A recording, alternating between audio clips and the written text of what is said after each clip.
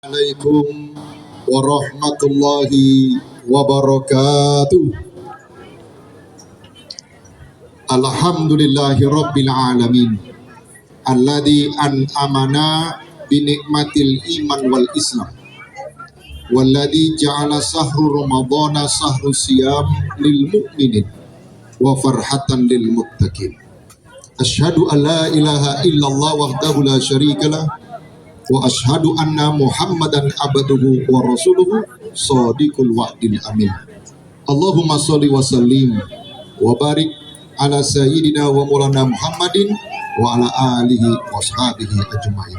Amma ba'du, ma'asyiral muslimin wal muslimat, hadirat bil khusus yang terhormat Bapak Wali Kota Bau-Bau bersama Ibu, selanjutnya Ketua DPRD Kota Bau-Bau bersama Ibu, selanjutnya Bapak Dandim, Bapak Kapolres, Bapak Sekda, pimpinan-pimpinan OPD, pimpinan instansi vertikal, pimpinan BUMN, dan semua yang hadir, terkhusus para penyelenggara dan UKM yang ikut serta.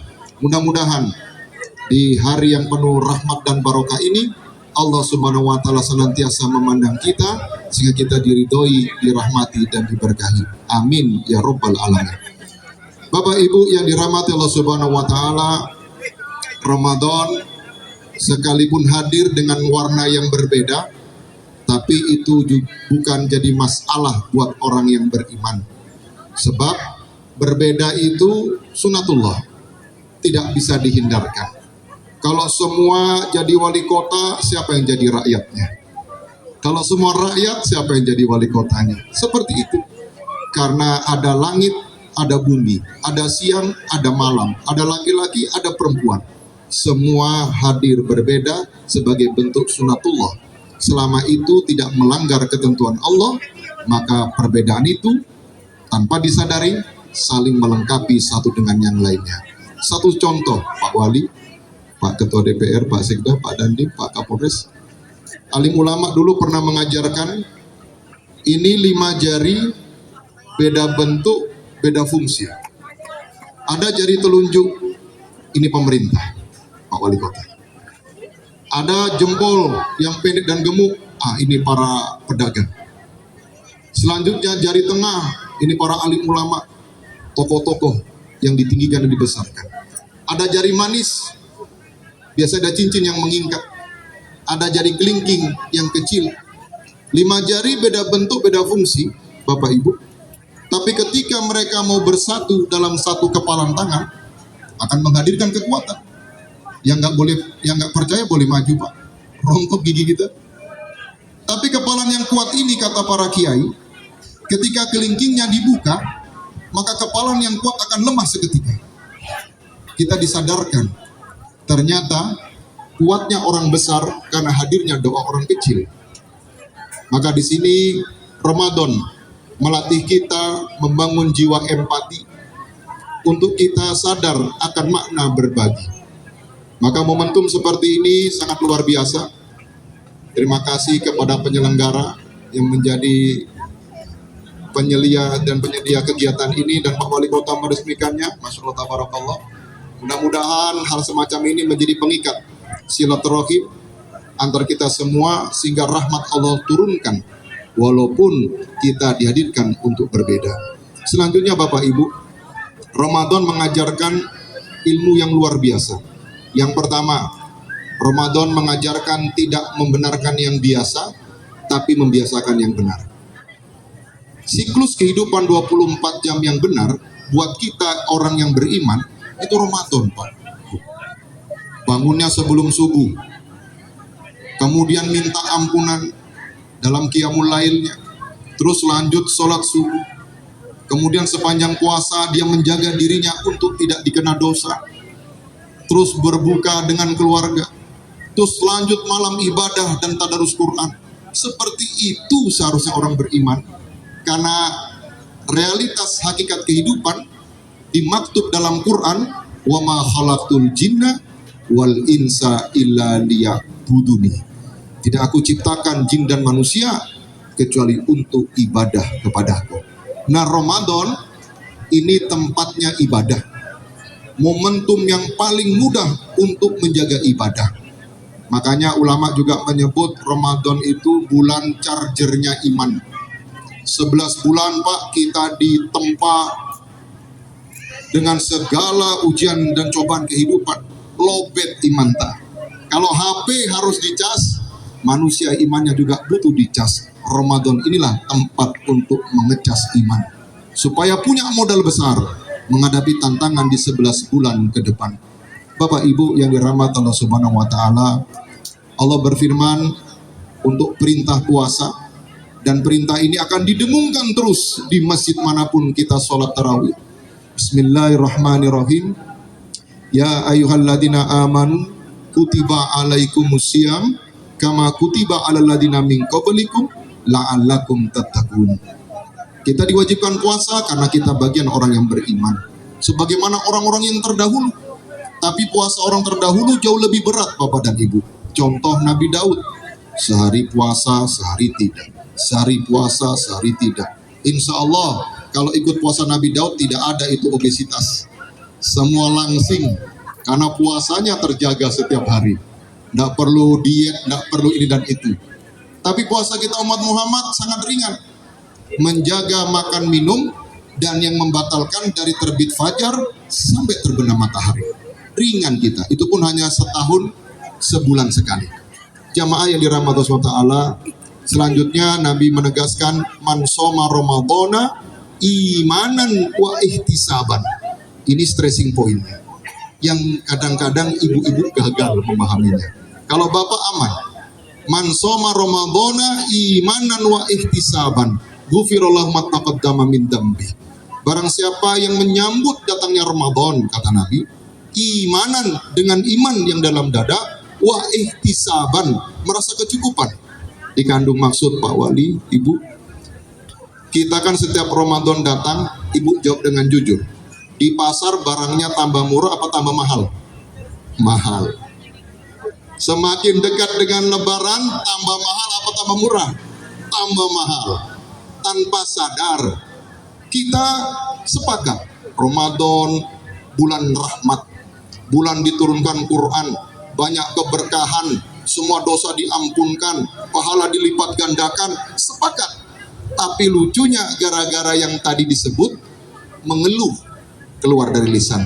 Ih, mahalnya juga itu barang di pasar ya. Padahal yang datang tamu mulia dia mengeluh, nggak sadar. Akhirnya Ramadan datang tidak bermakna dalam diri kita, karena datangnya saja sudah dikeluhkan. Apalagi mau dekat akhir, ketika mau Lebaran tambah mahal semua urusan, maka di sini diingatkan jangan mengeluh. Toh setiap tahun sudah itu yang terjadi. Yang perlu dipikirkan, apakah Ramadan kita lebih baik daripada Ramadan di tahun-tahun sebelumnya. Bapak Ibu yang dirahmati Allah, Ramadan dalam bahasa birokrasi satu-satunya ibadah yang tidak bisa dipamerkan. Integritas Ramadan itu sangat tinggi Bapak Ibu. Kita uji realitas yang ada. Setiap lohor panas terik. Ini leher menelan ludah kental. Azan lohor berkumandang. Allahu Akbar, Allahu Akbar. Datanglah kita ke masjid. Kemudian buka keran, ambil air wudhu. Kumur-kumur 3 kali, buangnya cuma 2 kali. Ada yang berani nggak seperti itu? Nggak ada saksi loh, nggak ada yang lihat. Tapi tidak satu pun dari kita yang berani melakukannya. Kenapa? Dia sadar Allah sedang memandang dirinya. Jiwa itu yang harus dibawa dalam 11 bulan berikutnya. Mungkin tidak ada yang melihat, tapi Allah menatap kita.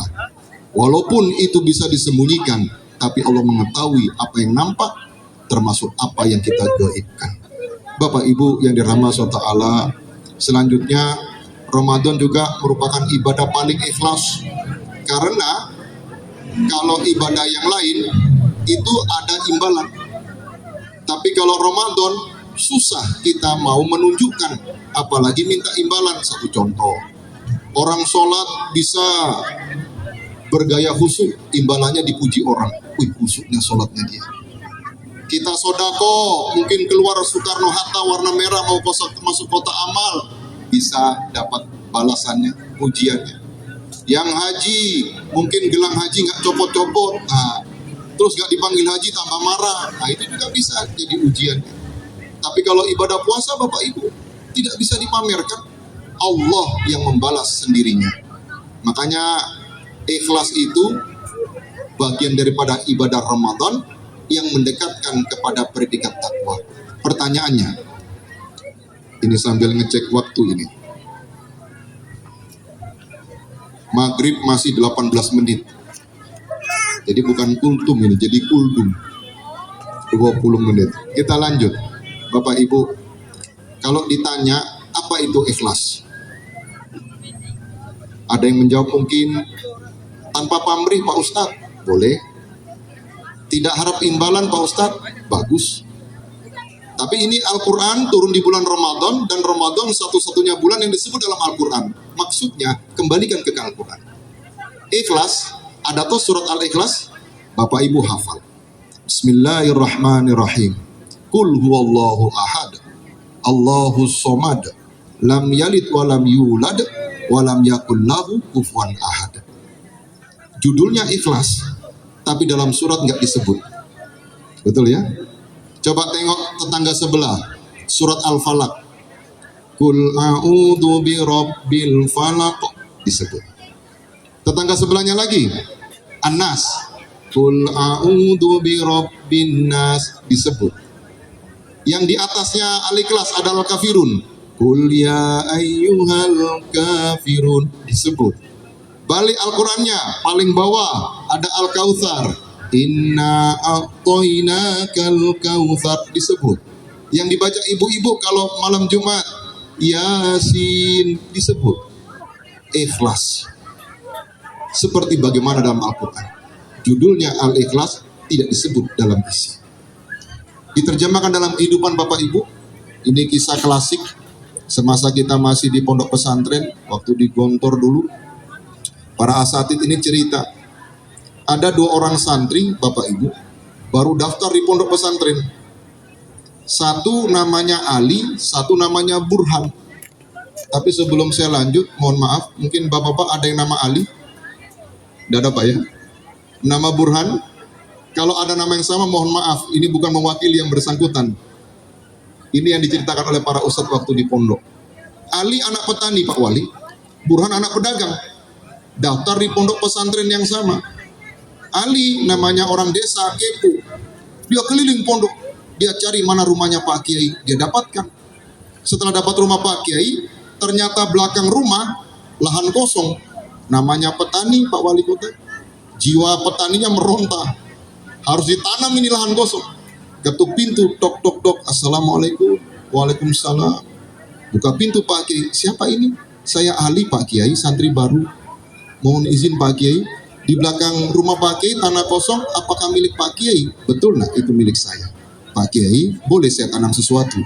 Boleh nak. Kamu bisa? Bisa Pak Kiai, ayah saya seorang petani. Karena diizinkan Pak Kiai, berkirimlah kabar ke rumah, minta dikirimkan benih-benih yang bisa ditanam. Dia tanam ubi, tanam kelor, mangga, pepaya, semua yang manfaat ditanam di belakang rumah Pak Kiai. 3 bulan kemudian panen. Digali itu tanah Pak Wali Kota, dapat ubi ukuran kepala bayi. Namanya panen pertama, barokah. Diniatkan untuk Pak Kiai. Putar ke depan, ketuk pintu. Tok tok tok tok, assalamualaikum, waalaikumsalam, buka pintu. Ali, kenapa tangannya kotor nak? Iya Pak Kiai, saya habis panen di belakang rumah. Alhamdulillah ada hasil. Saya niatkan ini untuk Pak Kiai panen pertama. Terima kasih ya nak. Bawa di dapur. Siap Pak Kiai. Disimpan di dapur. Pak Kiai masuk kamar, ketemu sama istri, bunyai. Mama, itu ada alim mah, bawakan kita ubi, besar ukurannya. Nggak enak mah, orang kalau datang bawa sesuatu pulang tangan kosong. Kita kasih apa ya mah? Lantas bunyai, istri berkata, Pak, pondok kita nggak punya apa-apa. Kita mau kasih apa itu si Ali? Ketika Pak Kiai sudah merengut bergaris ini keningnya, lantas bunyai berkata, sebentar dulu Pak, Kemarin ada Pak Wali Kota datang, kasih kita kambing 1 ekor. Di sebelah rumah Pak. Daripada kambing itu nggak ada yang rawat, kasih saja sama si Ali. Kasih kambing mah. Iya Pak, kasih kambing. Diambillah kambing itu. Ali, ada kambing nak, bawa pulang ke rumah, kamu rawat. Terima kasih Pak Kiai, saya izin pamit. Assalamualaikum. Waalaikumsalam. Pulang. Di lorong, ibu-ibu ketemu sama si Burhan. Assalamualaikum. Waalaikumsalam. Ali dari mana? Dari rumah Pak Kiai. Kenapa kok bawa kambing? Berceritalah si Ali. Begini Burhan, tadi saya itu panen di belakang rumah Pak Kiai. Saya kasih Pak Kiai ubi. Pulang-pulang dikasih kambing. Namanya Burhan Bapak Ibu, anak pedagang, kalkulator otak mulai jalan. Wah, bawa ubi dapat kambing. Kalau durian montong, sapi ini. Pergi ke pasar kota beli buah durian montong yang besar-besar. 3 biji, nah beratnya itu durian. Dengan tergopoh-gopoh sampai di rumah Pak Kiai, ketuk pintu, buka. Assalamualaikum. Salam. Siapa ini? Pak Kiai, saya Burhan. Saya baru pertama ke rumah Pak Kiai. Tadi saya jalan-jalan di kota Pak Kiai, saya lihat durian. Saya ingat Pak Kiai, saya belikan. Ikhlas ini Pak Kiai, ikhlas lillahi ta'ala. Terima kasih nak, simpan di dapur. Simpan di dapur Bapak Ibu. Pak Kiai masuk lagi kamar. Ma, tadi Ali bawa ubi. Sekarang Burhan bawa durian mah. Nggak enak mah, orang datang pulang tangan kosong. Kita kasih apa ya mah? Pak, Mama kan sudah bilang. Tadi Ali sudah kita kasih kambing, Pak. Nah tinggal ubinya Ali di dapur, kasih saya ubi itu ke Burhan. Ini Burhan Bapak Ibu di teras rumah sudah zikir. Sapi. Ternyata Pak Kiai keluar. Burhan, iya Pak Kiai, ini ada ubi nak, besar. Bawa pulang ke kamar, kamu potong-potong, goreng makan sama teman-teman. Dalam hatinya Burhan ini, aduh, saya kira sapi yang keluar ubi. Bapak Ibu ya dalam ta'ala, ini mungkin sekedar analogi, tapi realitasnya nyata. Ketika kita berbuat suatu kebaikan, berharap imbalan dari manusia, hanya kecewa dalam dada. Tapi kalau berharap balasan daripada Allah Subhanahu wa Ta'ala, Allah tidak pernah mengecewakan hambanya. 1 tambah 1 buat kita 2 jawabannya, tapi buat Allah bisa lebih daripada angka itu. Satu contoh, ketika kita sholat berjamaah, 1 imam 1 makmum, jadinya 27 derajat Allah berikan. Ketika kita sodako, 1 yang memberi 1 yang menerima, 700 lipat pahala Allah gantikan. Itulah sebab semua kontekstual dalam ibadah selalu ditutup dengan kalimat lillahi ta'ala. Jamaah yang dirahmati Allah Subhanahu wa Ta'ala, karena Ramadan juga menempa ilmu rasa, kita diajak untuk bisa merasakan derita orang lain di luar sana. Hari ini kita bisa makan 3 kali sehari, mungkin orang lain 3 hari sekali, kebalikan daripada itu. Maka di sini kita diperintah untuk ringan tangan, berbagi dengan sesama. Maka pada momentum ini mengingatkan diri pribadi dan Bapak Ibu semua, kalau ada jadwal takjil, jangan dilewatkan. Kesempatan untuk berbuat kebaikan. Orang berbuat baik, orang beriman itu mencari cara untuk berbuat baik. Nah ini kebaikan datang ke rumah. Jadwal takjil, sumbangan, dan lain sebagainya. Karena itu kesempatan, termasuk yang sering diremehkan orang. Apa itu Bapak Ibu? Kalau kita ke pesta atau undangan, kita lagi makan, terus ada kucing mendekat di kaki kita.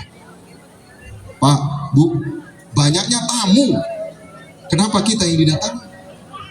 Artinya Allah menghendaki kebaikan dalam diri kita.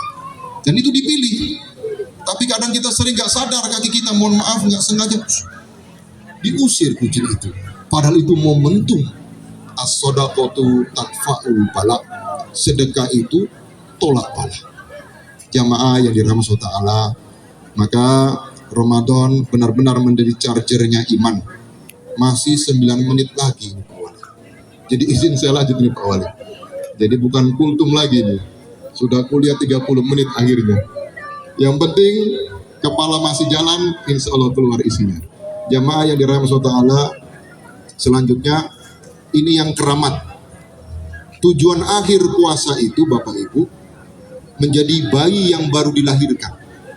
fitrah. Ini yang harus dicari. Artinya apa? Bapak ibu saya diharapkan untuk selesai Ramadan tidak ada dosa sama sekali dalam diri kita. Maka Ustadz Adi Hidayat menjelaskan berulang kali, ada momentum-momentum keramat untuk kalimat ampunan langsung dikabulkan. Kapan itu? Waktu imsak. Mohon maaf, Ibu Wali, imsak itu bukan bunyi sirine, bukan itu imsak. Imsak itu azan subuh. Imsak itu bahasa Arab, artinya menahan. Jadi kalau sirine yang biasa dibunyikan di Polres, itu penanda kalau waktu sahur tinggal 10 menit. Kalau zaman Nabi Pak Wali Kota itu azan. Jadi Bilal itu azan 2 kali kalau subuh. Azan pertama penanda 10 menit akan berakhir waktu sahur. Azan kedua sudah datang waktu subuh. Nah di 10 menit itulah Bapak Ibu keramatnya waktu. Orang Buton sebutnya kotika. Apa itu? Minta ampunan. Dan kalimatnya sudah ditentukan. Dan kalimat itu kita dengarkan setiap saat kalau sudah jelang buka. Allahumma innaka afuwun karim tuhibbul afwa fa'fu anna. Kalimat itu yang terus diulang ketika datang 10 menit sebelum subuh sampai azan subuh dikumandangkan. Detik itu juga Bapak Ibu, Ustadz Hidayat mengatakan dihapuskan semua dosa sebagaimana Allah janjikan dalam Quran kita.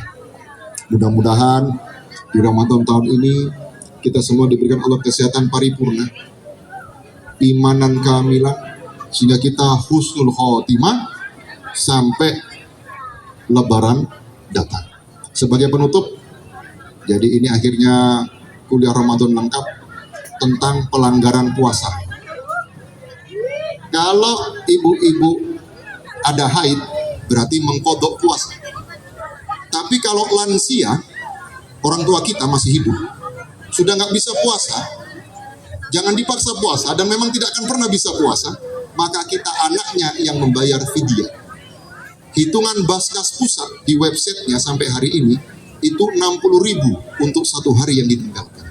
Kalau di bau-bau 35.000. Kalau kita ambil tengah-tengah dengan strata ekonomi kita, anggaplah 50.000. Hitungannya bagaimana Pak Ustadz? Nasi kuning yang isinya lumayan itu 15.000. Kalau kali 3, 45.000. Aqua 3 gelas, 1.000 kali 3, 3.000. 45 tambah 3, 48. Kita bulatkan 50.000 untuk 1 hari yang ditinggalkan. Jadi kalau orang tua kita 1 bulan nggak puasa, 1.500.000 fidyah yang kita keluarkan. Kepada siapa? Kepada keluarga terdekat yang miskin. Boleh dibagi, boleh 1 kali kepada orang yang dimaksud. Dan yang paling penting Bapak Ibu, ketika kita dalam perjalanan, ada ruksoi. Kalau bau-bau kendari itu kan kita dibolehkan untuk batal puasa. Lantas ada yang berkata, Pak Ustadz, kalau saya bertahan puasa bisa nggak? Boleh, lebih bagus. Karena apa? Karena itu lebih utama puasa kalau kita mampu. Toh di kapal Cantika hanya duduk-duduk, tidur, ruangan ber-AC, sudah tiba di Kendari. Satu lagi nyeletuk, Pak Wali, tapi saya Pak Ustadz, saya nggak kuat Pak Ustadz. Saya sudah coba tahan, tapi itu lewat popmi. Waduh, nggak tahan, tergoda saya. Batal, juga tidak berdosa, karena sebab perjalanan. Sebagaimana para sahabat peperangan di Islam, Bapak Ibu, itu semua terjadi di bulan Ramadan. Perang Badar Ramadan, perang Khandaq Ramadan, perang Uhud Ramadan. Bayangkan Bapak Ibu.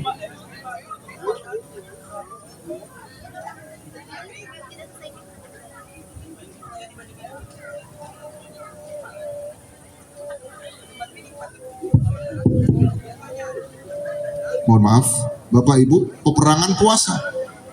Sahabat ditanya Nabi, wahai sahabat, bagaimana persiapan kalian perang sebentar? Ya Rasulullah, pagi kami sahur di dunia, insya Allah kami berbuka sebentar di surganya Allah Ta'ala.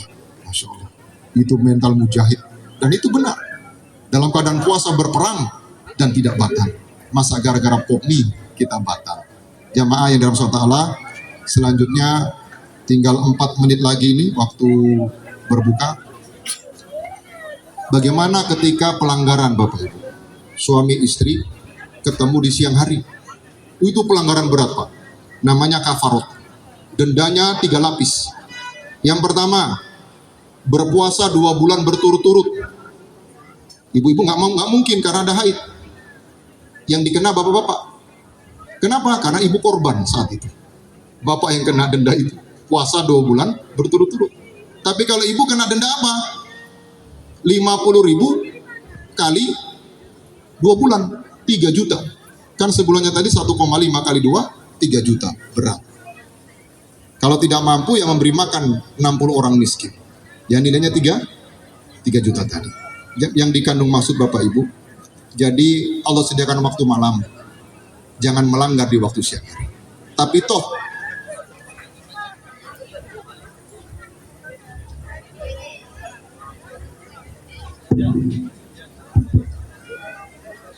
toh kalau ada yang melanggar Bapak Ibu, Ibu boleh sampaikan ke Bapak, Pak, kalau berani melanggar siang hari, ada uang tak 3 juta?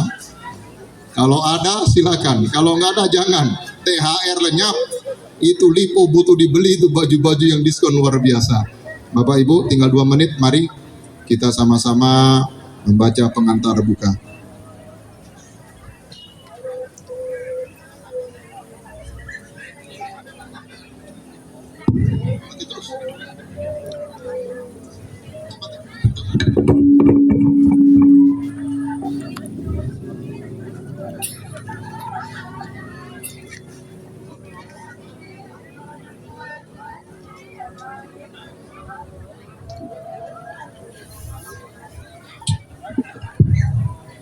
Asyhadu an la ilaha illallah, nastaghfirullah, nas'aluka ridhaka wal jannah, wa na'udzu bika min sakhatika wan nar. Asyhadu an la ilaha illallah wa nastaghfirullah, nas'aluka ridhaka wal jannah, wa na'udzu bika min sakhatika wan nar. Allahumma innaka afuwun karim, tuhibbul afwa fa'fu anna. Allahumma innaka afuwun karim, tuhibbul afwa fa'fu anna. Mari kita sama-sama membaca doa berbuka puasa. Bismillahirrahmanirrahim. Allahumma laka sumtu wa bika amantu wa ala rizkika aftortu birahmatika ya arhamar rahimin. Doa makan sekarang Bapak Ibu. Bismillahirrahmanirrahim. Allahumma barik lana fima razaqtana wa qina azabannar. Silakan berbuka. Kami akhiri wabillahi taufiq wal hidayah wa ridha wal inayah. Wassalamualaikum warahmatullahi wabarakatuh. Waalaikumsalam warahmatullahi wabarakatuh.